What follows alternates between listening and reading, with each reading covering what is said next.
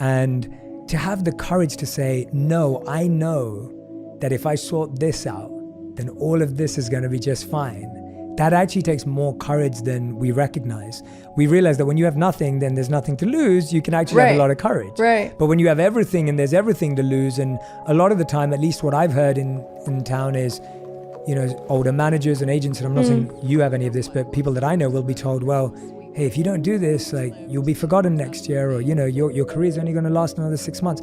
How did you have that courage to say, no, I need to do this? Like, where did that come from? And I think that it's like, I've never thought about it that way, to be completely honest with you. I just knew that if I had gone any further, that I was going to lose myself. I was on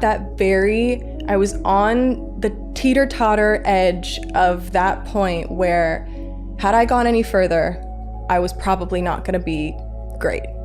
It was so important to me to feel good that I just knew that it was something that I had to do. And I can't say, like, you're absolutely right. Like, there were so many people around me that had told me not to say no, and told me not to say no, told me not to stop. I fought my way out of it a little bit because there were people that had worked for me that, you know, didn't want me to stop because it might have benefited them. Of course.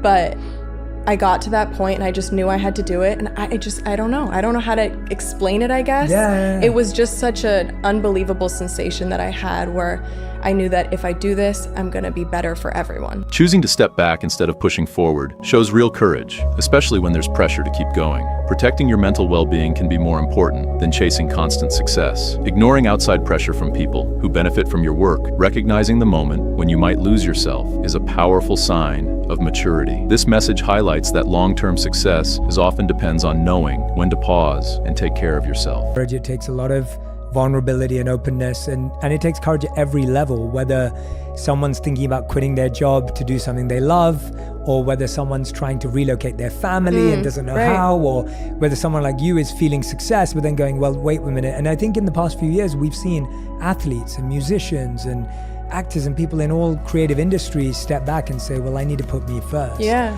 And I think that that's empowering, because I think we hear about burnout in work culture and corporate culture so often. For sure. So what was it that you started to do with that newfound time at that time? Like, was the curiosity always there and now you could actually follow it? It was. Yeah.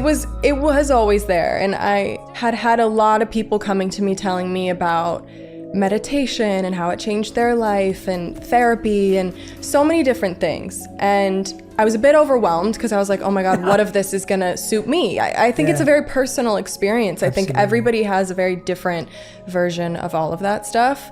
And so it was a little overwhelming. So I think I really just took the time to be off for a second. It was even the little things. It was like being able to go to my friend's birthday party, which I wouldn't have been able to go to before because I was working. Kendall Jenner highlights the power of trusting that opportunities will still come even if you step back for your well-being. Her willingness to accept uncertainty shows how confidence is built from inner peace, not constant success. Taking time to explore meditation, therapy, reflects how personal growth often starts with curiosity. Small moments, like attending a friend's birthday, remind us how busy lives can make us miss meaningful experiences. Through this journey, Kendall Jenner demonstrates that slowing down can actually strengthen both personal happiness and professional stability. I want to get back into it, and this is what I've loved my whole life. So it was around that time that I feel like all of that started happening, and I bought my horse, and I started taking more time for things that made me really happy. Yeah, what I'm noticing in you and observing, or at least from just these. God. No, in a good way, way. It's all good. I was just saying, it's like, it feels like no matter what's happening in your orbit, there's this pillar of belief that it's important to be happy. Yeah. Like, that's like this core center belief in your life where it's like, it's important to be happy. It's important to be happy.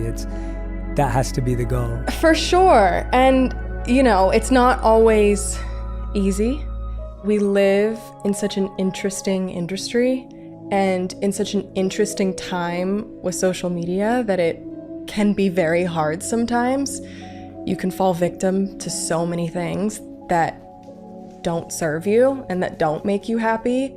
If your happiness depends on the actions of others, you're at mercy of things that you can't control. Kendall Jenner reflects on how stepping away from constant pressure helped her reconnect with what truly brings her joy. Choosing activities like riding horses shows the importance of grounding yourself in simple passions outside of work, a strong internal value system. She also points out how social media can easily distort self-worth when happiness depends on external validation. Overall, Kendall Jenner emphasizes that real stability comes from focusing on what you can control and protecting your peace. So, What are some of the qualities of your higher goddess? So that kind of avatar, like she's awesome. Like I said, I don't love a pity party. I also sometimes it feels weird to say good things about yourself, but I've also learned a lot about talking to myself and a lot about looking in the mirror and being like, you're great, you're gorgeous, you're amazing, you're loyal, you're positive, you're so many, I love words of affirmation. I love just sitting there and reassuring myself of who I am, because that's another thing for me. There's so many false narratives about me, about all of us, I'm sure. So many people think they have you figured out when they don't even know the half of it. So sitting there and being like, you get frustrated sometimes. It could feel really unfair. You could be reading something that someone is saying about you or hearing something that someone's saying about you and being like, that is so unfair because that's not who I am. And that really gets to me sometimes, and that really sucks. But then looking at myself in the mirror and being like, but I know who I am. And that's all. Why does anything else matter? Kendall Jenner explains that she had to step back because she felt she was losing herself in the pressure and pace of her life. She realized that if she kept going like that, she wouldn't be okay, so she made the decision to pause everything. She had to trust that even if she stopped, life would still work out for her in the right way. When she finally slowed down, she started enjoying simple things again, like seeing friends and having free time. She says that space helped her reconnect with herself and understand what truly matters. In the end, she emphasizes that her happiness has to come first, because depending on others, for it takes away your control. it looks kind of hard and strong, and then I'll ask them to pick it up, and 9 times out of 10 it's completely different. They'll pick it up and it'll just dissolve in their hands, or they'll turn it over and the color's really soft. The shape's really soft and the color's totally different on the other side. And I do that exercise to help us realize just how multifaceted humans are. Today I've got to meet you, and obviously we're spending a lot of deep, intimate, vulnerable time together. So you learn faster about someone. But if someone only follows someone on social media, or only sees someone at an event, or only sees one interview, it's so easy to create such a singular view of someone. Right.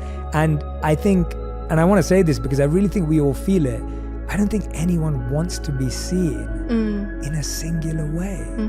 If you had to choose one word that had to be you for the rest of your life, I don't think anyone wants that. I think we all know that we're messy and complex and different. Of course. But we like to put someone else in a box, whoever that may be, because it's easier then to live life and say, okay, well, that's person's A, B. Right. So there's this beautiful piece of wisdom that I always share from Charles Horton Cooley, and he wrote this in 1890, I think it was, which just shows how true this has been for such a long time, and obviously long before that as well. And he said, the challenge today is, I'm not what I think I am. I'm not what you think I am. I am what I think you think I am. And we'll let that blow everyone's mind. It gives me chills every time I say it. Charles Horton Cooley said, the challenge today is, I'm not what I think I am. I'm not what you think I am. I am what I think you think I am. And what he's trying to say is that we live in a perception of a perception of ourselves. So if I think you think I'm smart, then I allow myself to feel smart. Right. It's like we need that validation. We need that validation. Right. Or if I think you think I'm not smart, then I feel hurt. Yeah. And the challenge is, I don't know what you're thinking at all, or especially outside in the world. Kendall Jenner says her family, faith, and horse keep her grounded, while everything else is just noise. She shares an exercise showing how we often misjudge things and people based only on first impressions. She explains that humans are complex. She adds that no one wants to be seen in a one-dimensional way. She ends by saying, our identity is often shaped by what we think others think of us, which can distort reality. What do you think? Let me know in the comments section.